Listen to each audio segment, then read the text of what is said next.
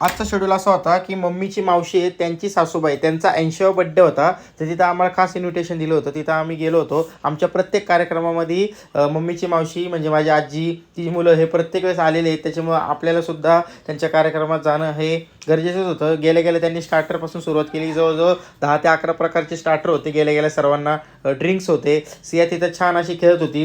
परत आईचा म्हणजे आजीचा हा जवळजवळ 80वा वाढदिवस एकदम व्यवस्थित त्यांनी साजरा केला. 80 दिवे लावले होते आणि तिला ओवाळलं. आणि हा क्षितिज, ही बार्बी, ही मम्मीची मावशी ब्लॅक साडीमध्ये आहे ती, तिची मुलगी ती बार्बी, आणि त्यानंतर हा तिचा मुलगा क्षितिज. हे दोघं माझे चांगले कझन्स आहेत. तर आम्ही खूप दिवसांनी एकत्र भेटलो होतो. सिया पण खूप एन्जॉय करत होती आणि ती बड्डेच्या वेळेस टाळ्या पण वाजवत होती छानपणे, तुम्ही पण बघू शकता. मग सर्वजण आपली फॅमिली आली. मग अमित आला, सुमेध आला, पिले आली, दीपा आली, यश आला. सगळ्यांची व्यवस्थित गप्पा रंगल्या होत्या. आणि बार्बी म्हणजे मृण्मयी ही प्रोफेशनल डॉक्टर आहे.